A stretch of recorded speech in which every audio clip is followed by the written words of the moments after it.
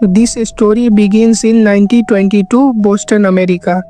एक परिवार के अंदर बारबरा डैली बैकलिन नाम की लड़की की जन्म होती है। यह परिवार फाइनेंशियली बहुत ही ज़्यादा स्ट्रगल कर रहा था। When Barbara was 11 years old, her father passes away from this world. After that, इस फैमिली की सारी जिम्मेदारी उसकी मदर नीना डैली के ऊपर आ जाती है। नीना ने इस फैमिली का ख्याल अच्छे से रखा एंड स्लोली यह फैमिली न्यूयॉर्क के अंदर शिफ्ट हो गई, where Barbara started her career। और उसका करियर मॉडलिंग के अंदर आगे बढ़ा। मॉडलिंग के अंदर करियर तो बढ़िया चल रहा था, but Barbara was not able to make as much money as she wanted। Her dream was that वह एक बहुत बड़े घर में रहे और उसके पास बड़ी बड़ी लग्जरी गाड़ियाँ हो। जब मॉडलिंग के अंदर उसका करियर आगे नहीं बढ़ रहा था, तो उसने डिसाइड किया हॉलीवुड जाकर वहाँ की मूवीज करने का। तो वो कैलिफोर्निया के अंदर शिफ्ट हो जाती है। उसने मूवीज के अंदर काम भी किया, पर बढ़िया एक्टिंग ना कर पाने की वजह से उसे मूवी में काम मिलना बंद हो गया। So gradually she shifted back to New York and where she meets the Backlund family। यह फैमिली न्यूयॉर्क की one of the richest family में मानी जाती थी। तभी बारबरा के मन में भी ख्याल आते थे किसी न किसी तरह उसकी शादी इसी बैकलैंड फैमिली के अंदर हो जाए तो वो भी रिच वुमेन बन जाएगी। तो धीरे धीरे बारबरा दिमाग लगाती है और किसी न किसी तरह बैकलैंड फैमिली के बेटे ब्रूक्स को अपने जाल में फंसा लेती है। धीरे धीरे इनका रिलेशन शुरू हो जाता है, but he made one thing clear that वो कभी भी आगे जाकर बारबरा के साथ शादी नहीं करेगा। ये चीज़ सुनने के बाद बारबरा टेंशन में आ जाती है।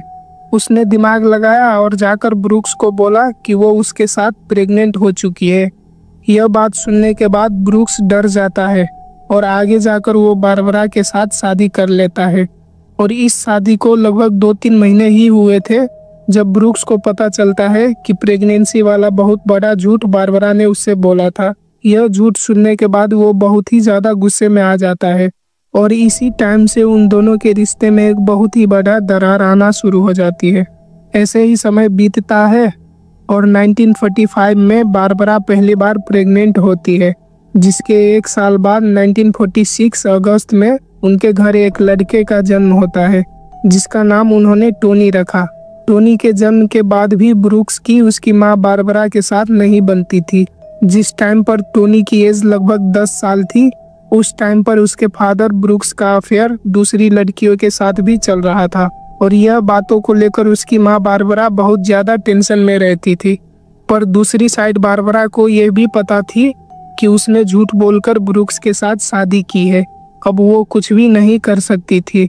वह इंजॉय कर रही थी ढेर सारे पैसे, लग्जरी गाड़ियाँ और एक बहुत बड़े घर को। जैसी लाइफ वह अपनी ज़िंदगी में जीना चाहती थी वह उसे मिल चुकी थी। आफ्टर फ्यू ईयर्स जब टोनी की एज 18 साल हो जाती है तो वह अपने फैमिली को छोड़कर यूके शिफ्ट हो जाता है। यूके में पहली बार उसे यह फील हुआ कि उसे लड़कियां नहीं बल्कि लड़के पसंद है। At the age of 18 Tony एक लड़के के साथ इंटीमेट हुआ when they were in apartment alone। इसके 2 साल बाद टोनी का रिलेशन दूसरे लड़कों के साथ भी शुरू हो जाता है। यह बात आगे जाकर उसके फादर ब्रूक्स और उसकी मां बारबरा को भी पता चल जाती है। बारबरा इस चीज़ को लेकर बहुत ही ज़्यादा टेंशन में थी that how her son became gay. Family के अंदर भी झगड़ा होता है और टोनी अपने घर वापस आ जाता है, जहाँ पर आकर उसकी फैमिली बहुत ही ज़्यादा समझाती है, लेकिन वह नहीं समझता। और इसी के बाद टाइम आ जाता है 1965 का, जिस टाइम पर यह फैमिली इस चीज़ के साथ जूझ रही थी। दूसरी साइड एक रात बारबरा के दिमाग में एक और चीज़ आई। अगली ही सुबह वह अपने एक दोस्त के घर पहुंच जाती है। उसकी दोस्त फाइनेंशियली जूझ रही थी और पैसों के बदले उसने अपनी बेटी को इनके साथ रहने के लिए भेज दिया। अब सिल्विया नाम की 18 साल की लड़की इस फैमिली में रहने के लिए आ गई थी। बारबरा ने बहुत ज़्यादा ट्रेन किया उस लड़की को so that his son Tony must be seduced in some way, और उसे सही रास्ते पर लाया जाए। वह लड़की ने भी बहुत ज़्यादा कोशिश की, लेकिन फिर भी टोनी सही रास्ते पर नहीं आया। इसके बाद उसने अपने बेटे को पीटना शुरू कर दिया, लेकिन वह फिर भी नहीं समझा। कुछ टाइम बाद बारबरा को पता चलता है कि जिस लड़की को उसने अपने बेटे को सुधारने के लिए लाया था अब उस लड़की का अफेयर उसके हस्बैंड ब्रूक के साथ चल रहा था।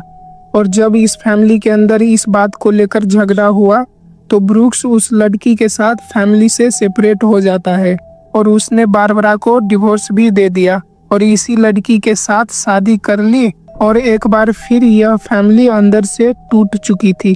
बारबरा को कुछ समझ नहीं आ रहा था कैसे वो अपने बेटे को बचाने के चक्कर में उसने अपने पति को भी खो दिया। और दूसरी साइड टोनी बहुत ज्यादा गुस्से में रहना शुरू कर दिया था। वह घर की सारी चीजें इधर उधर फेंकता था गुस्से में। टोनी का बिहेवियर देखकर ऐसा लग रहा था कि उसे काउंसलिंग की जरूरत है। तो बारबरा ने एक और नया प्लान बनाया। उसने अपने एक दोस्त को कॉल की और घर पर बुला लिया। बारबरा का ये प्लान था कि इस बार वो खुद उसको सीड्यूस करेगी।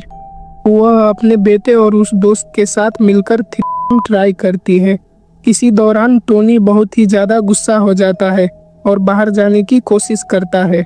डोर लॉक होने की वजह से एक साइड टोनी बैठा हुआ था और दूसरी साइड उसकी माँ यह गंदी हरकतें कर रही थी। इसी दिन का एक बहुत बड़ा ट्रॉमा एंटोनी के दिमाग में बैठ जाता है। कुछ दिन बीतने के बाद जब उसकी माँ उसे बोलने से नहीं हटती तो वो किचन से नाइफ लेकर आता है और वो नाइफ से अपनी माँ को मार देता है। इस बात के बारे में ब्रूस को भी पता चल जाता है और दूसरी साइड जब पुलिस घर पर आती है तो उन्होंने एक अनोखी चीज देखी। एक साइड तो उसकी माँ फ्लोर पर खत्म हुई पड़ी थी और दूसरी साइड टोनी एक रेस्टोरेंट को कुछ खाने को ऑर्डर कर रहा था। पुलिस ने देखा कि कैसे कितनी ज्यादा बेरहमी के साथ उसने अपनी माँ का मर्डर कर दिया था और उसके फेस पर गिल्ट भी नहीं दिख रहा था। यह सारी चीजें सुनने के बाद उसका फादर चाहता था कि वह कभी भी जेल से बाहर ना आ पाए। उसने एक पिटीशन भी डाली, लेकिन जब जज को पता चला इसके बारे में कि कैसे उसकी माँ उसके साथ ऐसा व्यवहार करती थी, जिसके बाद टोनी ने यह स्टेप उठाया था। समय बीतने के बाद उसे जेल से रिलीज कर दिया जाता है।